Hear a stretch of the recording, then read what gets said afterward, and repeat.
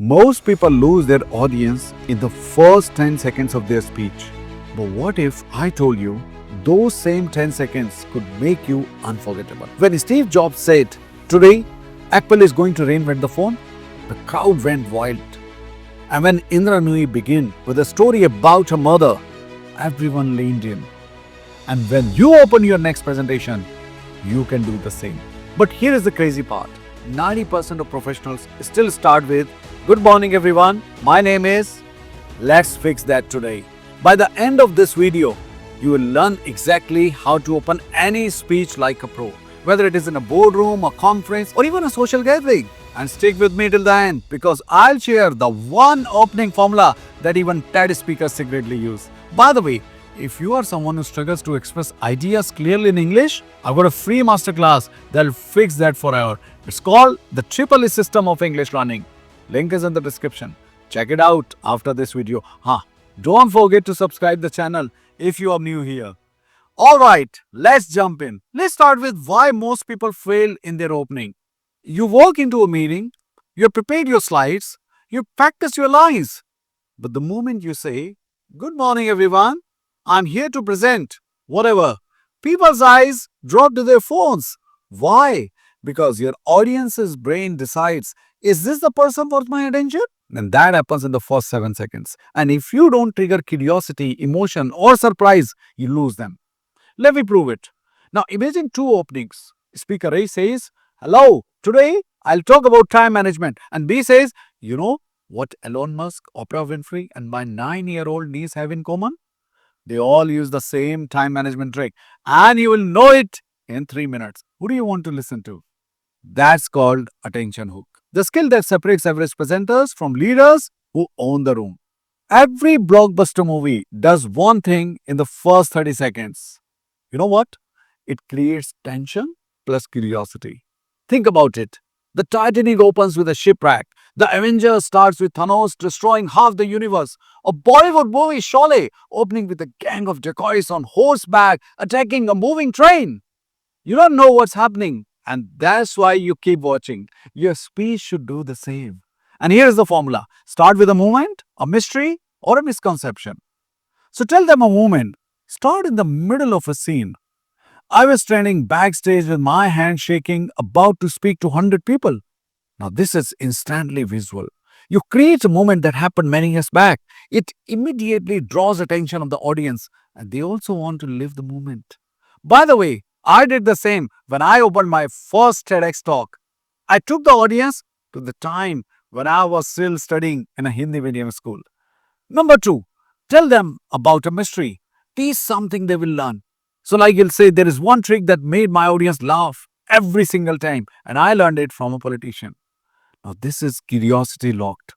Don't disclose it immediately. Let them wait for some time.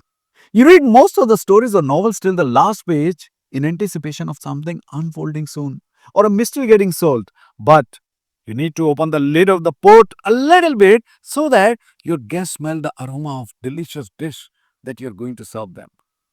Number three, a misconception. Break what they believe. So start like, "Most people think confidence comes from English fluency." It doesn't. Boom. You got the attention again. And what did you do? You just stated a misconception about relationship between confidence and English fluency and then refused to accept it.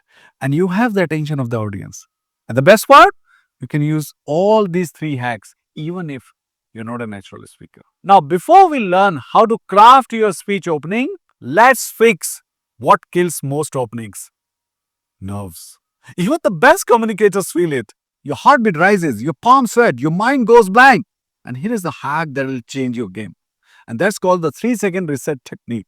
Before walking on a stage or speaking in a meeting, inhale for 3 seconds, hold for 3 seconds, and exhale slowly while smiling.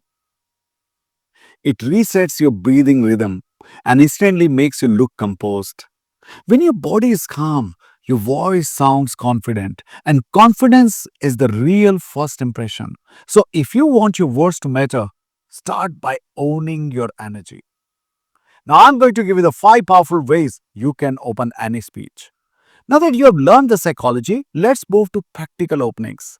And these are proven formats used by TEDx speakers, CEOs, and world class communicators. Number one, the shock line opening. What did I do when I opened this video? By the way, did I start like, hello everyone, my name is Vinit Kapoor, and today I'm going to talk about how you can open a speech in an impactful manner? No. Most people lose their audience in the first 10 seconds of their speech. But what if I told you those same 10 seconds could make you unforgettable? This was my opening statement, and I used this trick to grab your attention. People love to be shocked, especially right at the beginning. And if you are going to deliver a speech on impact of communication on your career, you can start speech like every 60 seconds someone loses their job because they couldn't communicate clearly. Instant drama. And you can use it for all corporate speeches. Let's come to the second one, the story snapshot opening. And this is my personal favorite, by the way, because stories don't inform, they transform. You see, people may forget your data or your slides, but they will always remember how your story made them feel. For example, start like this. 3 years ago, I froze in my promotion interview. I knew every answer, but my voice just didn't come out. It just created empathy in one line. Everyone watching you is now thinking, oh my gosh, that's happened to me too. And that's the magic of a story snapshot. It humanizes you instantly. When you tell a short, vivid, emotional story right at the start, the audience leans in because they are not listening to a speaker anymore. They are listening to a person. And it could be your own story, someone else's, or even a short hypothetical scene. But make it visual, make it emotional, and make it relatable. For example, if your topic is how to stay confident under pressure, you can start like this. I still remember that day, 200 people staring at me, my slides jammed, and my heart racing faster than a bullet train. Boom, you got them. Now let's come to the third one, the question hook. Now, questions are powerful because they switch on the audience's brain. They stop being passive listeners and start thinking with you. And here is how it works. So instead of telling your audience something, you ask them something that emotionally connects to your message. You can use the question hook in any situation from boardroom meetings to conference talks. Just make sure it is open ended, relatable, and emotionally charged. If your topic is leadership through communication, start like this. What is the one thing that makes people follow some leaders and completely ignore others? You have now set up curiosity, emotion, and engagement all in one move. Now let's come to the fourth one, the stat attack. Yes, numbers speak louder than adjectives because data gives your message weight. If you open with a surprising, powerful, or even shocking statistics, your audience logical brain wakes up immediately. For example, start like 85% of success in the workplace depends on communication, not technical skills. That one line creates instant credibility. It tells your audience this person knows what he is talking about. But here is the secret, don't just throw a number, frame it with emotion or contrast. For example, say in 2023, over 70% of professionals felt they missed career opportunities because they couldn't express their ideas clearly. 70%, that's not a number, that's a wake up call. Now, see the difference. You turned a dry stat into a dramatic opener. Use stat attacks when you are addressing senior professionals, business leaders, or analytical audiences, people who respect data but still respond to emotion. Number five, the imagine line. This one is pure storytelling psychology. When you say imagine, the listener's brain lights up as if they are actually experiencing the situation. For example, say something like this. Imagine walking into a meeting and everyone stops talking because they want to listen to you. That's not just an opening. That's a cinematic visual inside their head. When you use imagine, you pull your audience into the future you are painting for them. It's aspirational, emotional, and persuasive all at once. And here is how you can make it even stronger. Add emotion. Imagine finally speaking in front of your seniors and feeling completely calm. And then add contrast. Imagine walking into the same meeting that once terrified you and now you are the one leading it. Add specificity. Images studying on stage, 500 people watching, and you open with a smile because you own the moment. See, you're not just starting a speech, you're taking your audience on a journey. And that's how great communicators from TEDx speakers to corporate leaders make their message unforgettable. Let me tell you a story. Rahul, a senior manager in a top IT company, came to me 8 months ago and he said, "Sir, I've been passed over for promotion 3 times. Everyone says I'm technically strong, but they pick others for leadership roles." We analyzed his presentation videos. Guess what?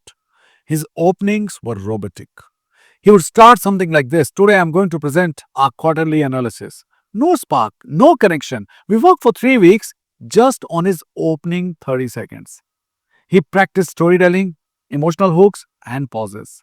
Next presentation, he opened with this: "Last quarter, we lost a major client, and that was my responsibility.